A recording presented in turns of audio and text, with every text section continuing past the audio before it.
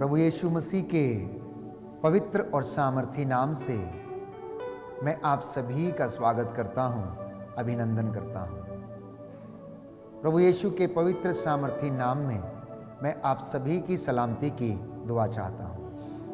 जितने भी लोग इस वक्त मुझे सुन रहे हैं, परमेश्वर आज आप लोगों से बातें करना चाहता है। वो अपने दास के द्वारा आपको संदेश देना चाहता है, और वो संदेश ये है, ये दिन बुरे हैं, आप लोग जागते रहें और प्रार्थना करते रहें। सजग होकर प्रार्थना करना, उलझाने वाली बातों से अपने आप को दूर रखना। परमेश्वर आज आपको बताना चाहता है कि मेरे बेटे, मेरी बेटी, मैं तुमसे प्रेम करता हूं। मैं तुझे आशीषित करना चाहता हूं। मैंने तेरे लिए योजनाएं बनाई हैं और तेरे हित की योजना है। प्यारे भाइयों और बहनों, हम इस वचन को अपने जीवन में धारण करें। ये वचन जिन्हें आप सुनने वाले हैं, आपके जीवन में 100 गुना, 60 गुना और 70 गुना फल लाएं। प्रियजनों, ईश्वर प्रज्ञा का स्रोत है, जीवन का स्रोत है। उसमें जीवन है। जो उसे ढूंढते हैं वह उन्हें मिल जाता है। ईश्वर ही हमें प्रज्ञा प्रदान करता और समझदारी देता है। उसकी मर्जी के अनुसार इस दुनिया में सब कुछ होता है। उसकी सांसों से हमारी सांसें चलती हैं, क्योंकि बाइबल हमें बताती है जब उसने अदन वाटिका में आदम को ब्लेस किया, एक मिट्टी का पुतला बनाया और उसके नथनों में प्राणवायु फूंक दी, वही प्राणवायु हमारे जीवन में भी प्रवाहित है और इसी के द्वारा मैं और आप जीते हैं। हम उसकी ज्योति में चलते हैं और उसका सत्य हम में निहित है और वो हमारे द्वारा अपनी महिमा को प्रकट करने का कार्य पूरा करता है। तो जो प्रज्ञा स्वर्ग से आती है, याकूब कहता है, वह पवित्र है और शांति प्रिय है। संत याकूब का पत्र अध्याय 3 पद संख्या 17 में हम पढ़ते हैं कि जो ज्ञान, जो अनुग्रह, जो प्रज्ञा परमेश्वर की ओर से आती है, वो शांति प्रिय है। जब इंसान उस प्रज्ञा को स्वीकार करता है, ग्रहण करता है, तो वह उसे बल देती है, सामर्थ्य प्रदान करती है। अगर किसी को ज्ञान की कमी हो, संत याकूब लिखता है, तो वह ईश्वर से प्रार्थना करे। याकूब का पत्र अध्याय 1 पद संख्या 5। और परमेश्वर उसे अपने ज्ञान के भंडार से वो ज्ञान प्रदान करेगा। अक्सर हम लोग सोचते हैं कि आखिर ऐसा कौन सा ज्ञान है जो परमेश्वर की ओर से हमें मिलता है। मैं और आप किताबी ज्ञान हासिल करते हैं जो हमारी आर्थिक चीजों को पूरा करने में हमारी सहायता करता है, पैसा कमाने में हमारी सहायता करता है। जो डिग्री आप और मैं हासिल करते हैं वो हमें एक अच्छी नौकरी दिलाती है, शायद हमारे जीवन का पथ प्रदर्शन नहीं करती है। यदि हमारे जीवन को आलोकित करना है सत्य से, प्रेम से, तो प्यारे भाइयों और बहनों, वो ज्ञान परमेश्वर की ओर से आता है। वो ज्ञान हमें पवित्र शास्त्र से मिलता है। वो ज्ञान हमें परमेश्वर की आत्मा से हमें मिलता है। इसलिए संत याकूब कहता है कि हम उस ज्ञान की अभिलाषा करें, उन वरदानों की हम अभिलाषा करें जो परमेश्वर की ओर से आती हैं।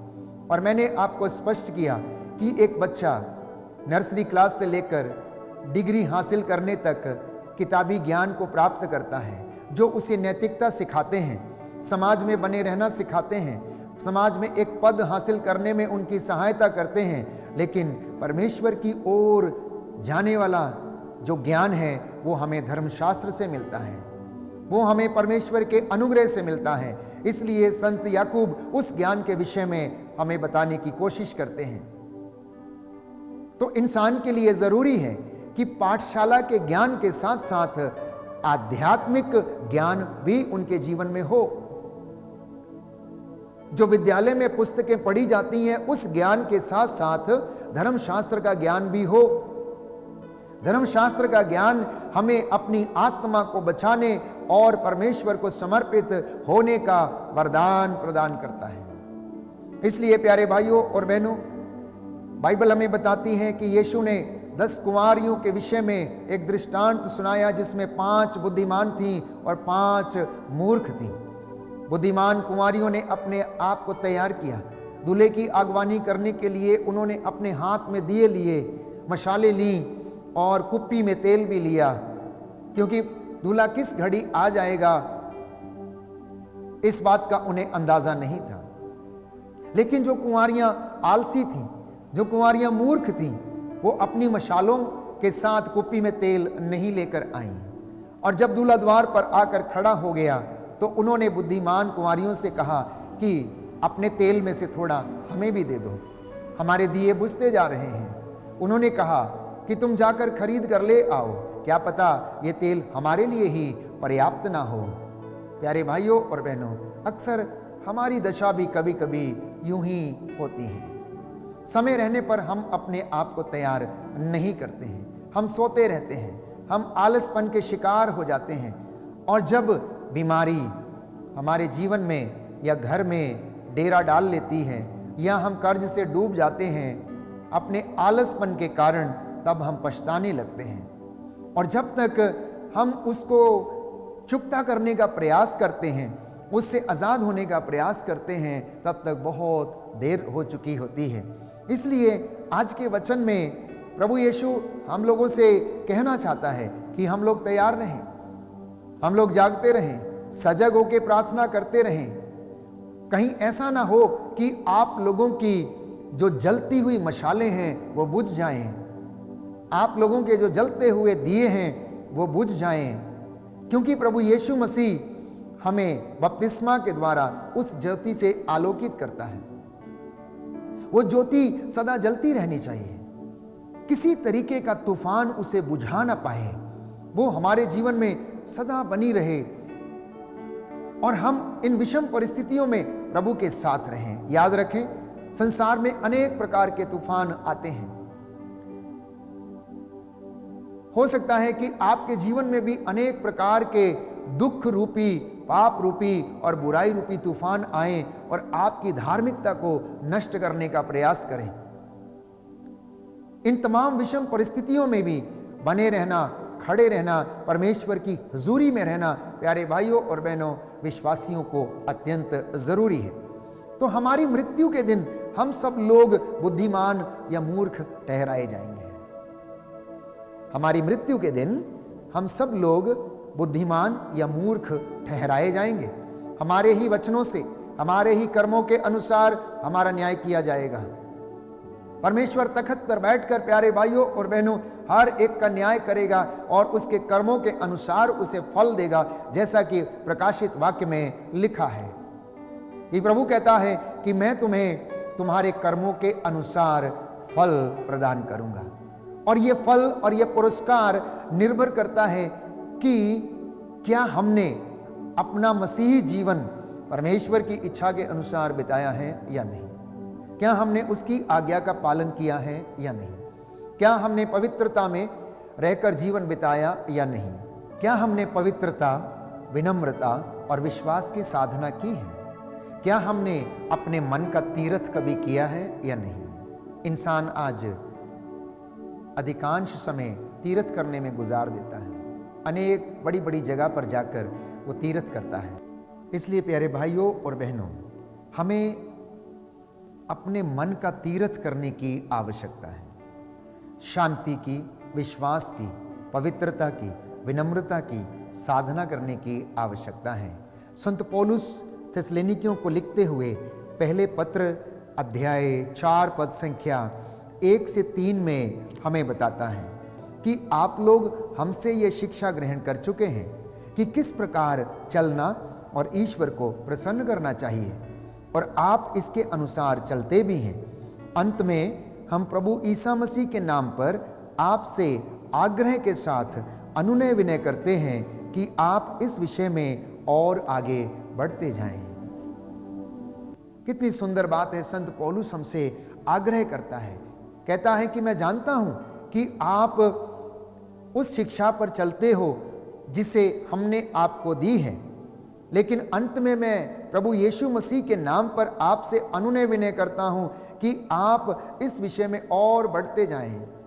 अर्थात पवित्रता में, विश्वास में, विनम्रता में आप लोग और बढ़ते जाएं, क्योंकि आप लोग जानते हैं कि मैंने प्रभु ईसा मसीह की ओर से आपको कौन कौन से आदेश दिए हैं। तो संत पौलुस उन्हें आदेश देता है, ईश्वर की इच्छा को उन्हें बताता है कि ईश्वर की इच्छा क्या है, कैसे हम सजग रह सकते हैं, कैसे हम प्रभु की हजूरी में बने रह सकते हैं, कैसे हम पवित्रता का जीवन जी सकते हैं। आगे लिखता है कि ईश्वर की इच्छा यह है कि आप लोग पवित्र बने और व्यभिचार से दूर रहें। आप में प्रत्येक धर्म और औचित्य के अनुसार अपने लिए एक पत्नी ग्रहण करें, गैर यहूदियों की तरह जो ईश्वर को नहीं जानते, कोई भी वासना के वशीभूत न रहे। आज अधिकांश परिवारों की यही दशा है, वे सजग नहीं हैं, इसलिए वो अपने जीवन में इन सारे बातों से होकर गुजरते हैं।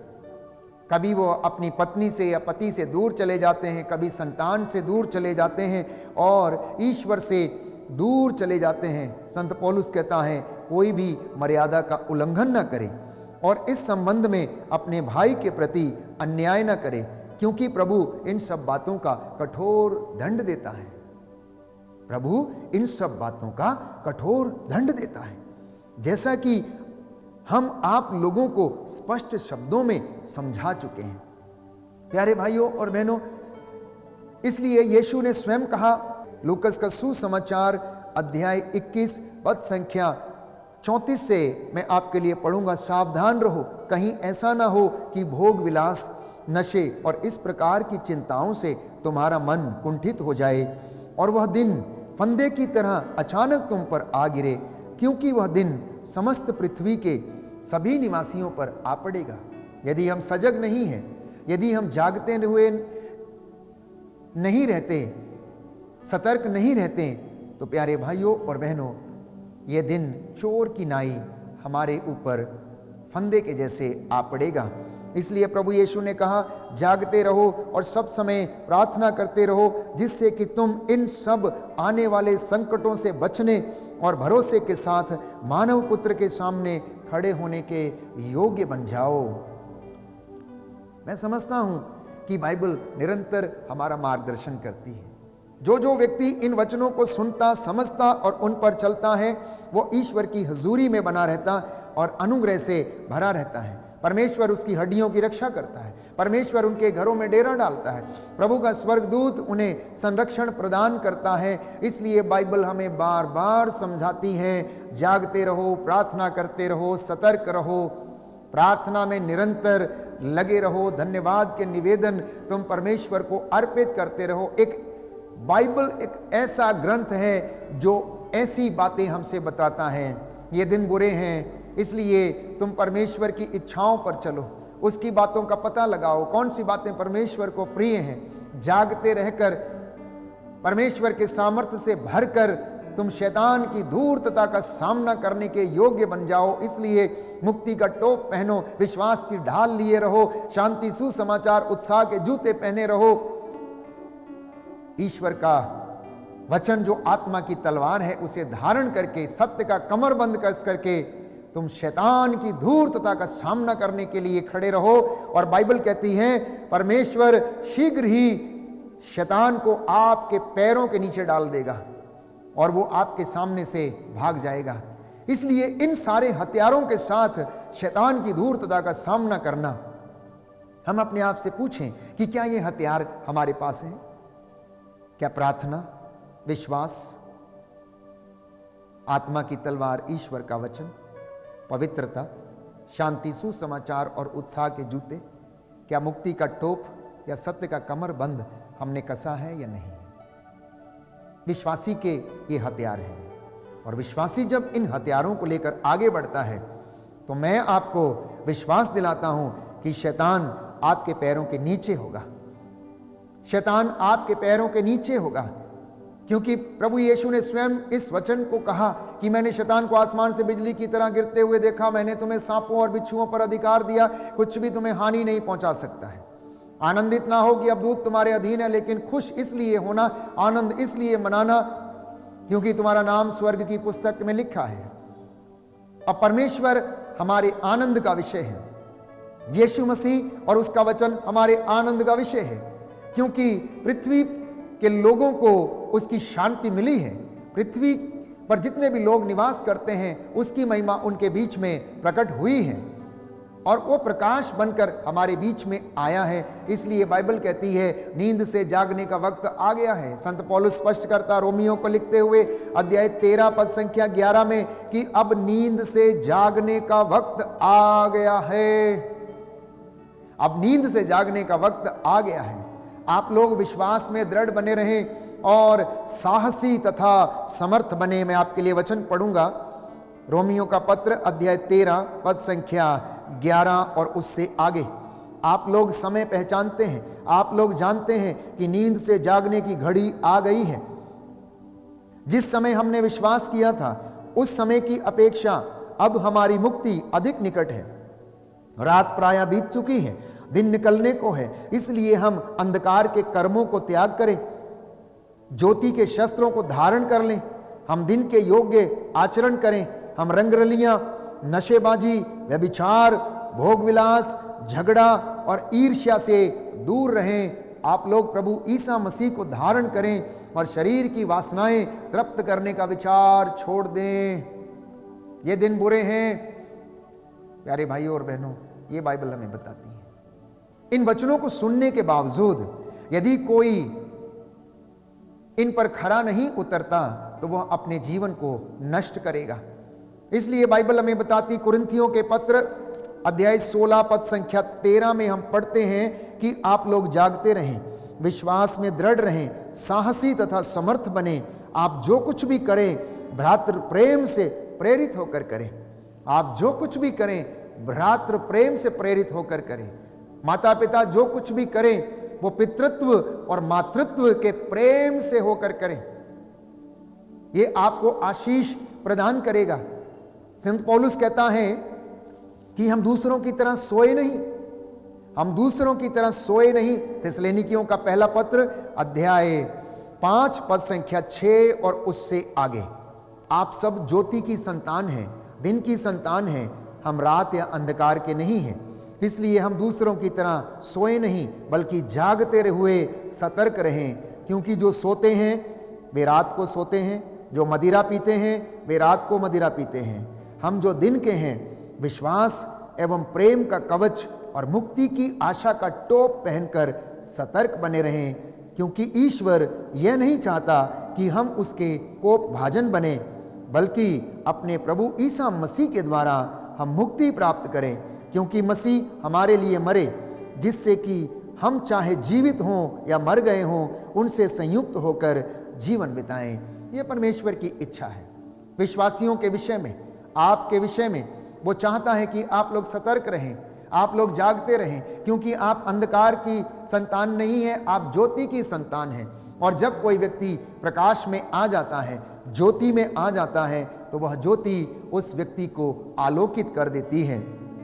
इसलिए प्रियजनों, बड़ी उत्सुकता से परमेश्वर के दिन की प्रतीक्षा करना, बड़ी उत्सुकता से परमेश्वर को अपने जीवन में धारण करना, बड़ी उत्सुकता और उत्साह के साथ परमेश्वर की हुजूरी में बने रहना। इसलिए संत पौलुस पेतरुस के दूसरे पत्र अध्याय 3 पद संख्या 10 में हमें बताता है कि प्रभु का दिन चोर की तरह आएगा।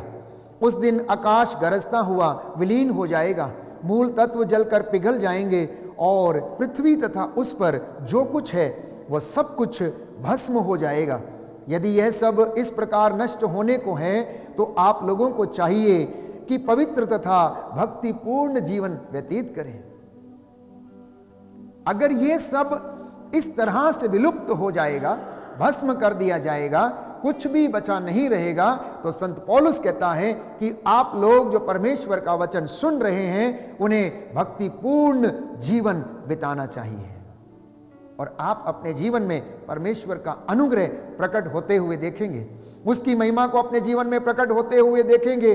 और आगे लिखा है, उत्सुकता से ईश्वर के दिन की प्रतीक्षा करें, उस दिन आकाश जलकर विलीन हो जाएगा और मूल तत्व ताप के कारण पिघल जाएंगे। हम उसकी प्रतिज्ञा के आधार पर एक नए आकाश तथा एक नई पृथ्वी की प्रतीक्षा करते हैं, जहां धार्मिकता निवास करेगी, जहां धार्मिकता निवास करेगी। कहने का तात्पर्य यह है कि आपकी धार्मिकता आपके आगे आगे चले और परमेश्वर की महिमा आपके पीछे पीछे आती रहेगी।